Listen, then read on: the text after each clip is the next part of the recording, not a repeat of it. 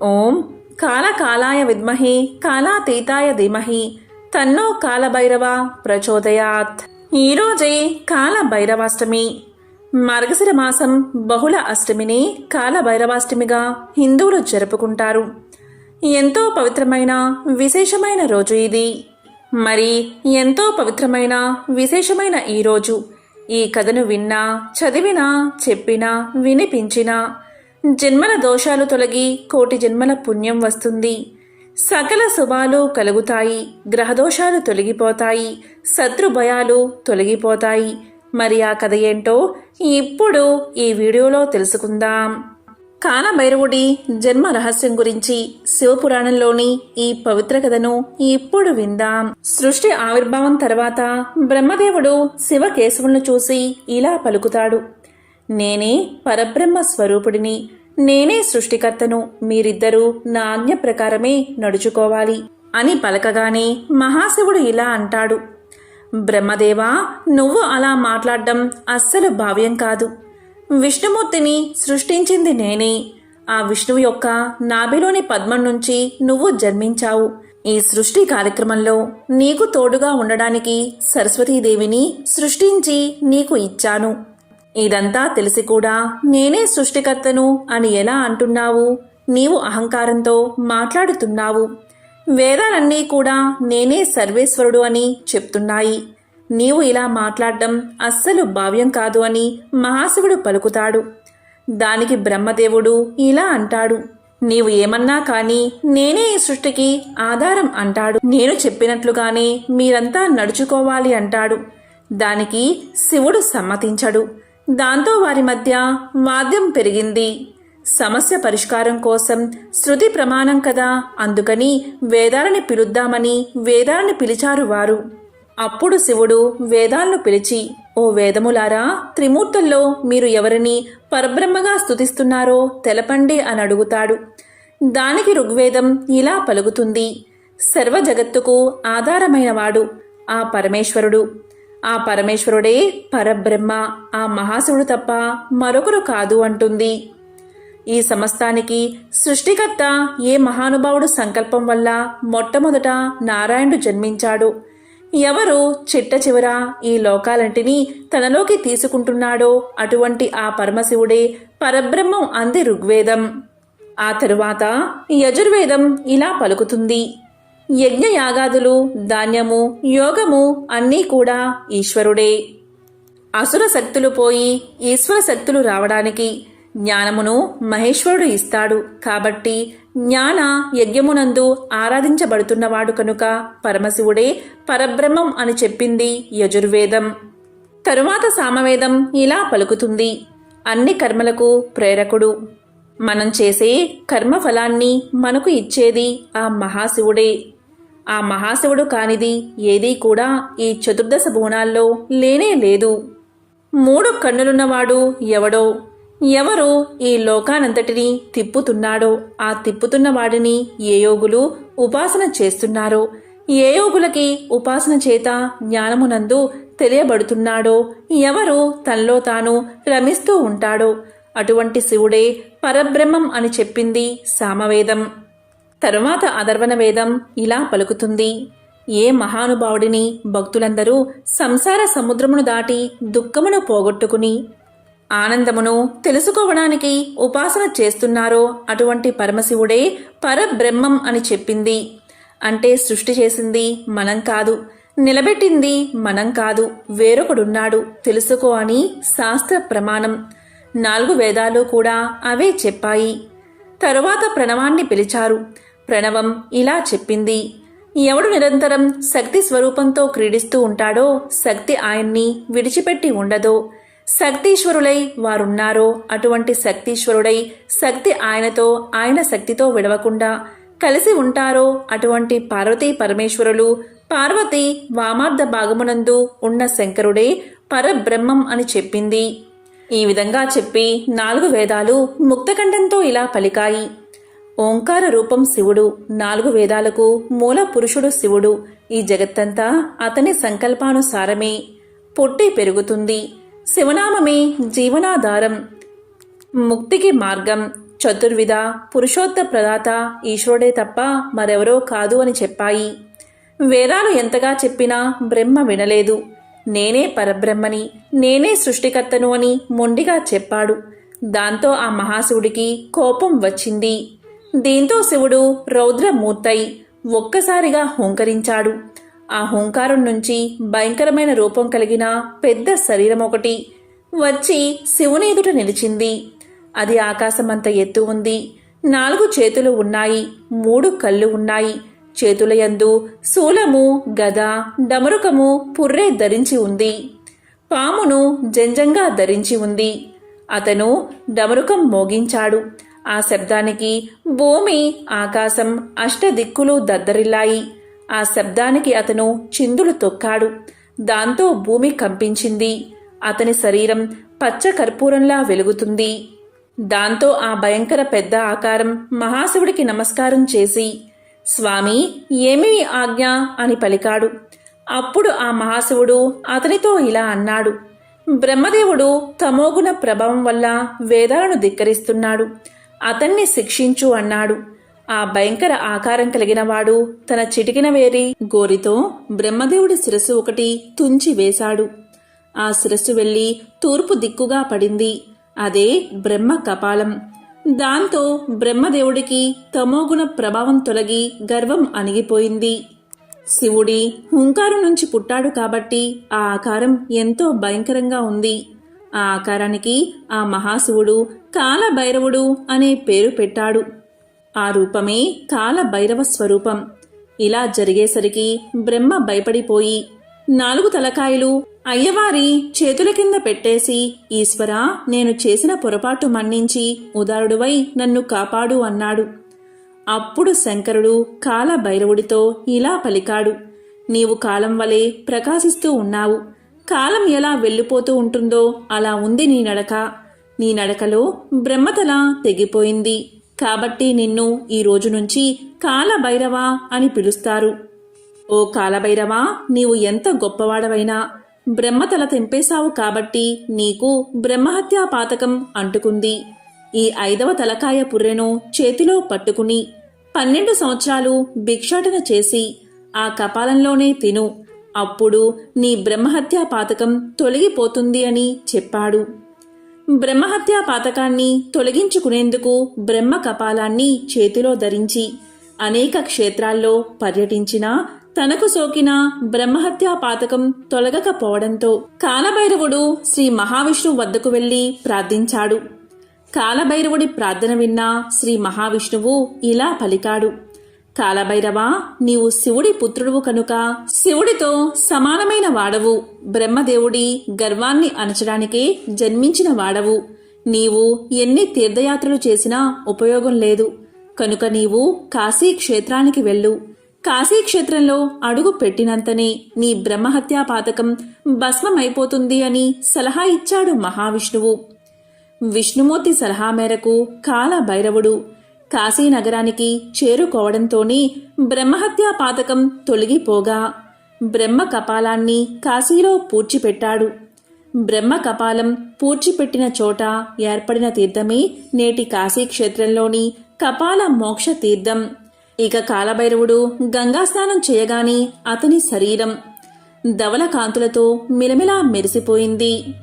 కాశీలో కాలభైరవుడు విశ్వనాథ లింగాన్ని భక్తితో పూజించి తరించాడు. అప్పుడు విశ్వనాథుడు కాలభైరవుడి భక్తికి మెచ్చి కొన్ని వరాలు ఇచ్చాడు. కాలభైరవా, ఎవడు ఈశ్వరుణ్ణి ధిక్కరించి బతుకుతాడో వాడి ప్రాణోత్కమనము అవగానే నువ్వు కనబడతావు. దీనినే భైరవ యాతన అంటారు. అప్పుడు జీవుడు నిన్ను చూసి హడలిపోతాడు. కాని ఎవరు నీ గురించి వింటారో, శివాలయానికి వచ్చినప్పుడు ఎవరు కాలభైరవుడియందు శిరస్సు వంచి నమస్కారం చేస్తారో వాళ్ళ పాపాన్ని నీవు తీసివేయి. అలా తీసేసే శక్తిని నేను నీకు ఇచ్చాను కాబట్టి నిన్ను అమర్దకుడు అని పిలుస్తారు. ఇక నుంచి నీవు నా దేవాలయాలలో క్షేత్ర పాలకుడిగా ఉంటావు. భక్తుల పాపాలను నీవు తీసిన వాటిని నువ్వు తినేయి. నువ్వు పాపాలను తినేసి వాళ్లను రక్షిస్తావు కాబట్టి నీకు పాప భక్షకుడు అనే పేరును ఇస్తున్నాను. నిన్ను కాశీక్షేత్రానికి అధిపతిగా ఉంచుతున్నాను. నీ అనుగ్రహం ఉన్నవాళ్లే కాశీక్షేత్ర ప్రవేశం చేస్తారు అని చెప్పాడు విశ్వనాథుడు. మనల్ని కాశీక్షేత్రంలోని కాలభైరవుడు ఆ క్షేత్ర ప్రవేశానికి అనుమతించిన క్షేత్ర పాలకుడు కనుక, అయ్యా, నాకు లోపలికి ప్రవేశింపచేసి నా పాపాలను దగ్ధం చేశావు కాలభైరవా అని ఆ మహానుభావుడికి ఇంటికి రాగానే కృతజ్ఞతాపూర్వకంగా కాలభైరవ పూజ అని చేసి ఇక నుంచి మంచి పనులు చేస్తాను అని అన్న సంతర్పణ చేస్తారు. భైరవమూర్తి ప్రసన్నమూర్తి అయినాడని చెప్పడానికే ఆయన మెడలో ఒక గారెల దండ వేస్తారు. కాశీ సంతర్పణ చేస్తే తప్పకుండా వెళ్లి ఆ ప్రసాదం తీసుకోవాలి. ఇహలోకమునందు ఇప్పటి వరకు ఈశ్వరుడి పట్ల తాము చేసిన దూషణల ఫలితం ఎలా పోతుందని బెంగపెట్టుకున్న వాళ్ల కోసం భైరవయాతన ఇక్కడే తేలికగా అనుభవింపచేస్తాడు. అందుకే హరిద్వార్, ఋషికేశ్ వెళ్లిన వాళ్లు మానసాదేవి ఆలయానికి వెళ్తే బయటకు వచ్చేటప్పుడు ఒకసారి ఒంగోండి అని ఒక బెత్తం పెట్టి వీపు మీద కొడతారు. అది భైరవయాతన అని ఆ కర్ర టప్ అంటుంది. అక్కడితో పాపాలు పోతాయి. ఆ కాలభైరవ స్వరూపం అంత గొప్పది. మేము కాశీ వెళ్ళాము, మాకు ఇంట ఏ భయమూ లేదు అని చెప్పడానికి ఒక నల్లతాడును రక్షగా కూడా కట్టుకుంటారు. కాబట్టి ఇన్ని రూపాలుగా ఆ కాలభైరవ స్వరూపం ఆనాడు ఆవిష్కరించబడింది. ఎవరు ఈ కాలభైరవ స్వరూపం గురించి వింటున్నారో, భక్తితో ప్రణమిల్లుతున్నారో, ఒక్కసారి నమస్కారం చేస్తున్నారు, అటువంటి వారు శివానుగ్రహాన్ని పొందుతారు. కాలభైరవుడు వాళ్ళని ఇబ్బంది పెట్టడు. వాళ్ళు ఎప్పుడూ ఎంతో సంతోషంగా సుఖంగా ఉంటారు. శ్రీ శివ మహాపురాణం ప్రకారంగా ప్రధానంగా భైరవుడి రూపాలు 8. అవి కాలభైరవ, అసితాంగ భైరవ, సంహార భైరవ, రురు భైరవ, క్రోధ భైరవ, కపాల భైరవ, రుద్ర భైరవ, ఉన్మత్త భైరవ. ఇవే కాక భీష్మ భైరవ, స్వర్ణాకర్షణ భైరవ, సంబర భైరవ, మహాభైరవ, చండ భైరవ అనే రూపాలు కూడా ఉన్నాయి. స్వర్ణాకర్షణ భైరవునిపై సహస్రనామాలు కూడా ఉండడం విశేషం. మరి ఎంతో పవిత్రమైన విశేషమైన ఈ రోజు ఈ కథను విన్నా, చదివినా, చెప్పినా, వినిపించినా జన్మల దోషాలు తొలగి కోటి జన్మల పుణ్యం వస్తుంది. సకల శుభాలు కలుగుతాయి. ఒక ఊరిలో ఒక పేద కుటుంబం జీవిస్తూ ఉండేది. ఆ ఇంట్లో వారందరూ కూడా ధార్మికులు, దైవభక్తి కలవారు. ఆ ఇంట్లో ఒక చిన్న పిల్లవాడు ఉండేవాడు. వయసులో చిన్నవాడైనా భక్తిలో మాత్రం అందరికీ ఆదర్శంగా ఉండేవాడు. అతనికి ఆటలయందు అస్సలు ఆపేక్ష ఉండేది కాదు. ఒకసారి ఆ పిల్లవాడు తన తాతగారితో కలిసి ఒక సత్సంగానికి వెళ్ళాడు. అక్కడ ఒక సాధువు కాశీ గురించి చెప్పిన ప్రవచనం ఆ పిల్లవాడు విన్నాడు. ఆ ప్రవచనం విన్న తర్వాత ఆ పసితనంలోని ఆ పిల్లవాడికి కాశీ దర్శించుకోవాలని కోరిక మనసులో దృఢంగా నాటుకుపోయింది. అయితే ఆ పిల్లవాడికి ఎలా వెళ్లాలో తెలియదు.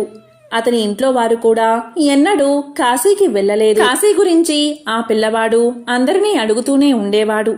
ఇలా ఉండగా ఒకరోజు పెద్ద వర్షం పడుతూ ఉండగా ఒక పిడుగుపడి ఇంట్లో వారంతా కాలగతి చెందారు. అప్పుడు ఆ పిల్లవాడు ఇంట్లో లేకపోవడం వల్ల అతనొక్కడే బతికిపోయాడు. తన కుటుంబమంతా చనిపోవడంతో ఆ పిల్లవాడు ఒక్కడే అనాథగా మిగిలిపోయాడు. ఆ చిన్నవాడు రోజు తన వాళ్ళను తలుచుకుంటూ ధారాపాతంగా ఏడుస్తూ ఉండేవాడు. ఆ పిల్లవాడిని చూసి ఆ ఊరి వారంతా బాధపడేవారే కాని ఓదార్చలేకపోయేవారు. ఇప్పుడు అతని ఊరికి ముందు ప్రవచనం చెప్పిన ఆ సాధువు మళ్లీ వచ్చాడు. ఆ సాధువు ఈ అబ్బాయి దగ్గరకు వచ్చి, ఎందుకు అనవసరంగా బాధపడుతూ కాలాన్నంతా వృధా చేసుకుంటున్నావు? ఏ బంధమూ శాశ్వతం కాదు. నాయనా, జన్మనిచ్చిన తల్లిదండ్రులు వెళ్ళిపోవచ్చు, కాని ఈ విశ్వానికే తండ్రి ఆ కాశీ విశ్వేశ్వరుడు. అతనే మన తండ్రి. అతనే అనాథనాథుడు. అతను ఉండగా ఎవరూ అనాథులు కాదు. ఆయన్నే ధ్యానిస్తూ ఉండు, నిన్ను సదా రక్షిస్తూ ఉంటాడు అని చెప్పి వెళ్ళిపోయాడు. ఆ సాధువు మాటలతో సేదతీరి తన దుఃఖాన్ని మర్చిపోయి మళ్లీ కాశీ విశ్వేశ్వరుడిపై తన దృష్టి నిలిపాడు ఆ పిల్లవాడు. ఆ పిల్లవాడు ఒక గుడిసె కట్టుకుని కాశీ విశ్వనాథుడే తన తల్లి, తండ్రి అని వాళ్ళ దగ్గరకు వెళ్లడమే జీవితం అని నమ్మి ఎంతో శ్రమించసాగాడు. చదువు లేదు, ఏ పని చేతకాదు. ఇదివరకు పనిచేసిన అనుభవం కూడా లేకపోవడం వల్ల ఒకచోట ఒక పనిలో చేరాడు. తను కాశీకి వెళ్ళలేదు కనుక కాశీని దర్శించుకుని వచ్చిన వారిని కాశీ గురించి అడిగేవాడు. కాశీకి వెళ్ళడానికి ఎంత ఖర్చవుతుందో తెలుసుకుని తన సంపాదనలో కాస్త దాచాలని నిర్ణయించుకున్నాడు. రోజు 3 పూటలా భోంచేయడానికి కూడా తన సంపాదన సరిపోయేది కాదు. అయినా తన వాటిల్లోనే సగం దాచి కాశీకి వెళ్లాలని నిర్ణయించుకున్నాడు. అక్కడ విశ్వనాథుణ్ణి, విశాలాక్షి అమ్మవారిని, అన్నపూర్ణాదేవిని, డుండి గణపతిని, కాలభైరవస్వామిని తన మనసులోనే ఊహించుకుంటూ ప్రతిరోజు స్నానం చేసేటప్పుడు గంగమ్మలో స్నానం చేసే భాగ్యం ఎప్పుడు కలుగుతుందో అనుకుంటూ, అన్నం తినేటప్పుడు అన్నపూర్ణమ్మ చేతి వంట తినే మహాభాగ్యం ఎప్పుడు కలుగుతుందో అనుకుంటూ నిరంతరం కాశీ ఆలోచనలతోనే గడుపుతూ ఉండేవాడు. ఆ విధంగా ఆ పిల్లవాడు పెరిగి పెద్దవాడయ్యాడు. ఆ అబ్బాయిని అందరూ శివశర్మ అని పిలిచేవారు. శివశర్మ తాను 20 సంవత్సరాలు ఎంతో కష్టపడి పొదుపు చేసి దాచుకున్న డబ్బులతో రేపే కాశీకి వెళతాను అనుకుని ఆనందంతో నిద్రపోయాడు. రాత్రికి రాత్రే అతని ఇంట్లో ఒక దొంగ అతను దాచుకున్న డబ్బును దోచుకుని పోయాడు. ఉదయం లేచి శివశర్మ కాశీయాత్రకు బయలుదేరదాం అనుకుంటూ ఉండగా తాను దాచుకున్న డబ్బు కనిపించలేదు.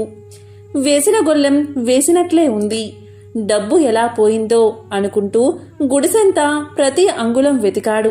కాని డబ్బు కనిపించలేదు. ఇక అతని బాధకు అంతే లేదు.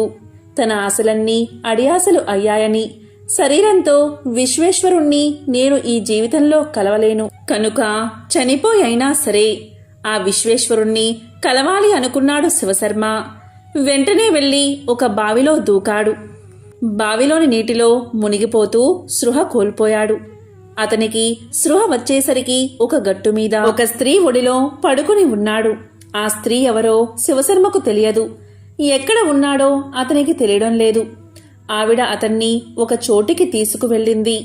అక్కడ ఒకతను ధ్యానంలో కూర్చుని ఉన్నాడు. అతను అప్పుడే ధ్యానం ముగిసి కళ్ళు తెరిచి ఈ కుర్రవాణ్ణి చూశాడు.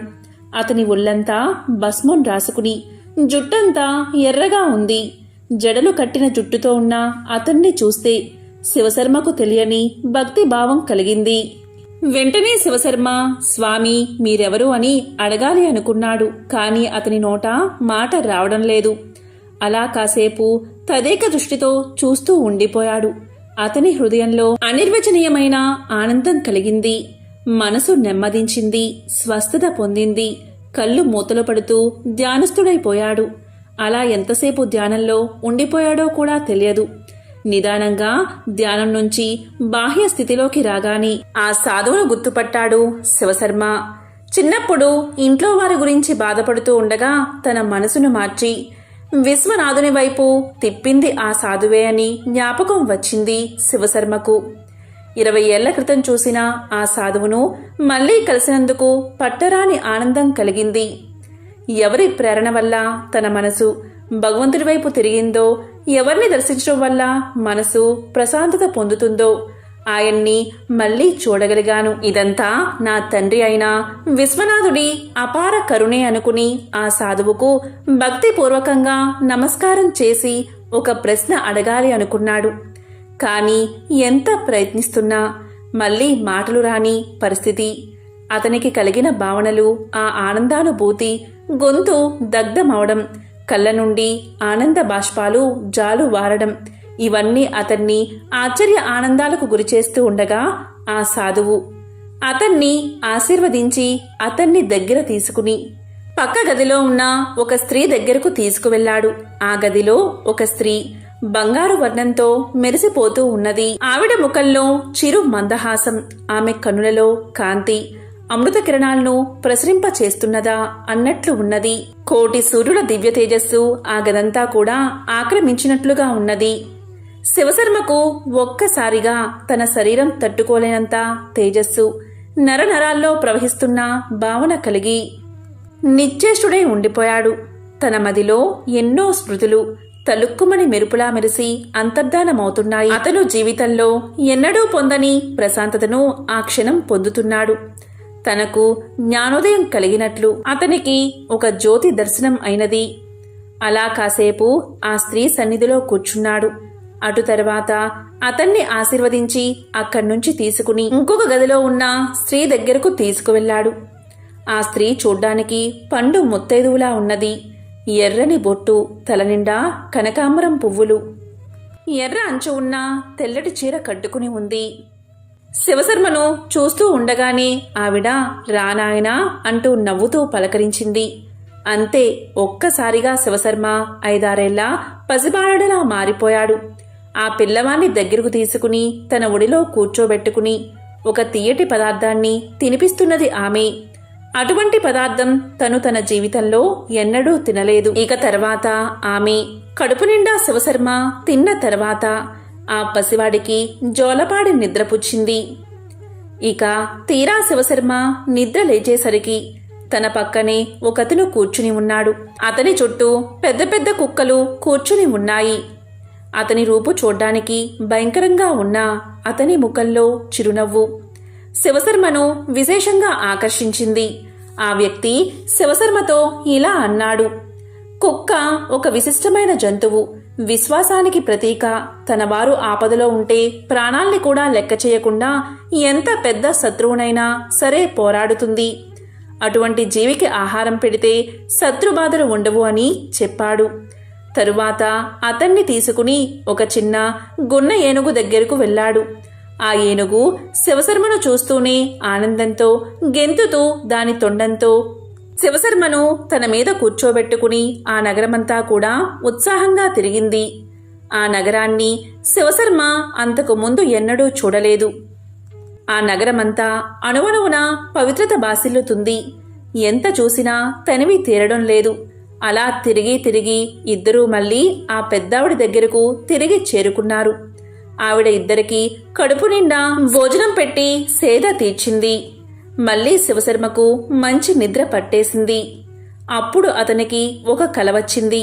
ఆ కలలో తను చూసిన వారంతా మళ్ళీ కనిపించారు. ఆ సాధువు అతనితో, నువ్వు నన్ను ఏదో అడగాలనుకుంటున్నావు కదా, ఏమిటో ఇప్పుడు అడుగు అన్నాడు. ఆ కుర్రవాడు ఇలా అడిగాడు: స్వామి, చిన్నప్పుడు మా ఊరిలో నా దుఃఖాన్ని పోగొట్టి విశ్వనాథుని వైపు నా మనసు తిప్పిన ఆ సాధువు మీరే. మీ వల్లనే నేను ప్రేరణ పొంది సర్వేంద్రియాలు నా తండ్రి వైపు నిలపగలిగాను. మిమ్మల్ని మళ్ళీ ఇన్ని సంవత్సరాలకు కలవడం నాకు ఎంతో ఆనందంగా ఉన్నది. ఇక్కడ నాకు కలుగుతున్న అనుభూతులను మాటల్లో వర్ణించలేను. నేను చూస్తుందంతా కూడా కళ నిజమా అనే భ్రమ నాకు కలుగుతుంది. కాని నేనెక్కడ ఉన్నాను, ఇక్కడకు ఎలా వచ్చాను, మీరంతా ఎవరు అని ప్రశ్నించాడు శివశర్మ. ఎందువల్ల నన్ను ఇంతలా ఆదరిస్తూ ఉన్నారు? మీ అందరి ఆదరణ పొందడానికి నేను చేసుకున్న పుణ్యం ఏమిటి అని అడిగాడు శివశర్మ. అప్పుడు ఆ సాధువు ఇలా చెప్పాడు: నిన్ను బావిలో మునిగిపోతూ ఉండగా కాపాడిన ఆవిడ గంగమ్మ.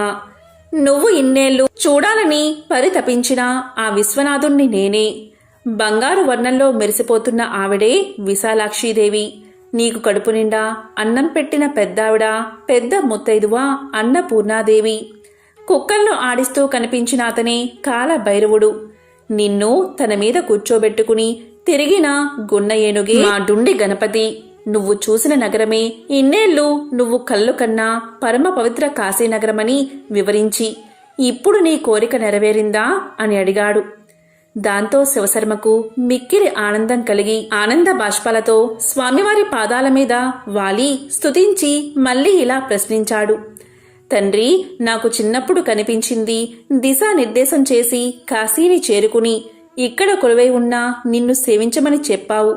నీ ఆజ్ఞను శిరోధార్యంగా భావించి కష్ట సుఖాలను లక్ష్యపెట్టక, ఇన్ని సంవత్సరాలు ఎన్ని కష్టాలు ఎదురైనా నీ నామస్మరణ వీడక, ఎన్ని సంవత్సరాలు నిన్ను స్మరించినా నేను కాశీకి అనుకున్న విధంగా ఎందుకు రాలేకపోయాను అని అడిగాడు. అప్పుడు స్వామివారు ఇలా పలికారు: నాయనా, దీనికి సమాధానం చెప్పే ముందు నీవు పూర్వజన్మ వృత్తాంతాన్ని తెలుసుకోవాలి. నీవు నీ పూర్వజన్మలో ప్రస్తుతం నువ్వు పనిచేస్తున్న జమీందారు ఇంట్లోని 2 తరాలకు ముందు జన్మించావు. నీకు ఎంత సంపద ఉన్నప్పటికీ దాన ధర్మాలు చేసి ఎరగవు. పరమ లోబివి. ధనమందు నీకు మిక్కిలి పేరాస ఉండేది. నీ దగ్గర పనిచేస్తున్న వారికి సమయానికి జీతం ఇచ్చేవాడివి కావు. ఇలా నీకు 80 సంవత్సరాలు వచ్చేంత వరకు ధనమందు ఆశపోలేదు. అప్పుడు మీ ఊరికి ఒక యోగి వచ్చాడు. నీ అదృష్టవశాత్తు నువ్వు ఆయన సత్సంగానికి వెళ్ళావు. ఆయన మాటల్లోని వేదాంతానికి ఆకర్షితుడివి అయ్యావు. దీంతో నీ ప్రవర్తనలో పరివర్తన వచ్చింది. ఆ యోగికి శిష్యుడివై పేదలకు దానాలు చేసి ఆ యోగితో కలిసి కాశీకి ప్రయాణమయ్యావు. కాని నీ వయసు సహకరించక మార్గ మధ్యలోనే కాలం చేశావు. నీ చివరి క్షణాల్లో కాశీకి వెళ్లాలని అనుకోవడం వల్ల, ఒక సత్పురుషునికి భోజనం పెట్టడం వల్ల విశేష పుణ్యఫలం లభించింది. కాని అంతకుముందు చేసిన పాపకర్మలు కూడా నువ్వు అనుభవించక తప్పదు. కనుక అదే ఊరిలో ఒక నిరుపేదగా జన్మించి చిన్న వయసులోనే అనాథవు అయ్యావు.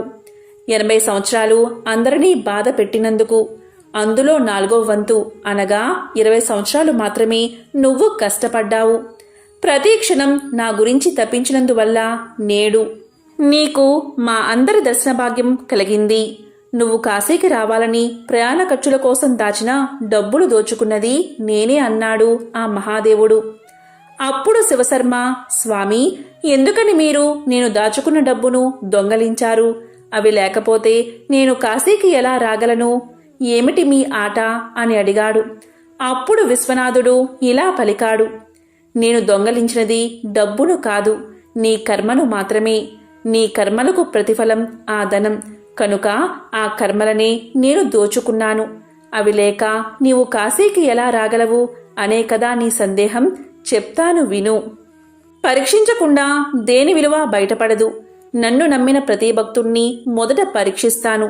అప్పుడే అతని స్థాయి ఏమిటో అందరికీ తెలిసి ఆదర్శనీయుడు, పూజనీయుడు, అనుసరించుటకు యోగ్యుడు అవుతాడు.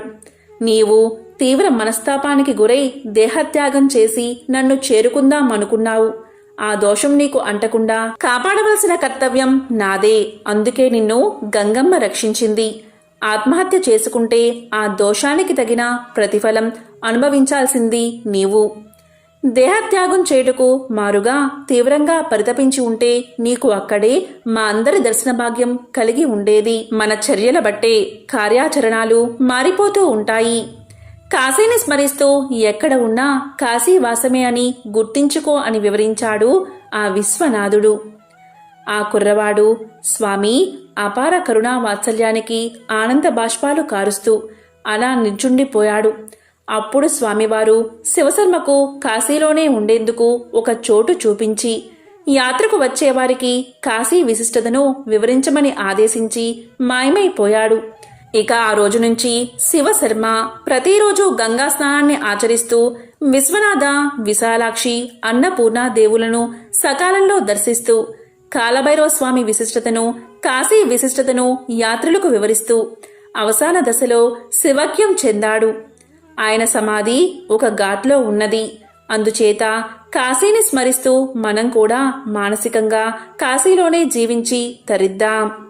కాబట్టి ఎంతో పవిత్రమైన, విశేషమైన ఈ కాలభైరవ అష్టమి రోజు ఎవరైతే ఈ కథను వింటారో లేక చదువుతారో అటువంటి వారికి ఆ కాశీ విశ్వనాథుడి ఆశీర్వాదం తప్పకుండా మీకు కలుగుతుంది. ఆ కాలభైరుడి అండ మీకు లభిస్తుంది. అన్నపూర్ణాదేవి ఆశీస్సులు మీకు కలుగుతాయి. కాలభైరవాష్టమి రోజున శని, రాహు, కేతు దోషాలతో ఇబ్బంది పడుతున్నవారు కాలభైరవ ఆలయాన్ని సందర్శిస్తే శుభ ఫలితాలు కలుగుతాయి. అంతేకాదు పనులన్నీ ఎలాంటి ఆటంకాలు లేకుండా పూర్తవుతాయి. ఈ రోజున కాలభైరవ పూజ చేయడం వల్ల అన్ని రకాలైన భయాలు దూరమవుతాయి. కాలభైరవాష్టమి రోజున భైరవ దేవాలయంలో ఆవ నూనె, కొబ్బరి, శనగలు దానం చెయ్యాలి. కాలభైరవాష్టకాన్ని పఠించాలి. తీపి రొట్టెలను, మినప రొట్టెలను కాలభైరుడి వాహనమైన కుక్కలకు తినిపించాలి. నల్ల కుక్క అందుబాటులో ఉంటే చాలా మంచిది. లేకపోతే ఏ కుక్కకైనా రోటీ తినిపిస్తే శని, కేతు దోషాలు తొలగిపోతాయి. శ్రీ కాలభైరవస్వామిని పూజించడం వల్ల స్వప్న భయాలు దూరమవుతాయి. గ్రహదోషాలు తొలగిపోతాయి. కాలాయ విద్మహే కాలాతీతాయ ధీమహి తన్నో కాలభైరవ ప్రచోదయాత్. నమో భూతనాదం, నమో ప్రేతనాదం, నమః కాలకాలం, నమః రుద్రమాలం, నమః కాళికా ప్రేమలోలం కరాలం, నమో భైరవం కాశికా క్షేత్రపాలం. ఓం నమః శివాయ. ఓం కాలభైరవ స్వామినే నమో నమః.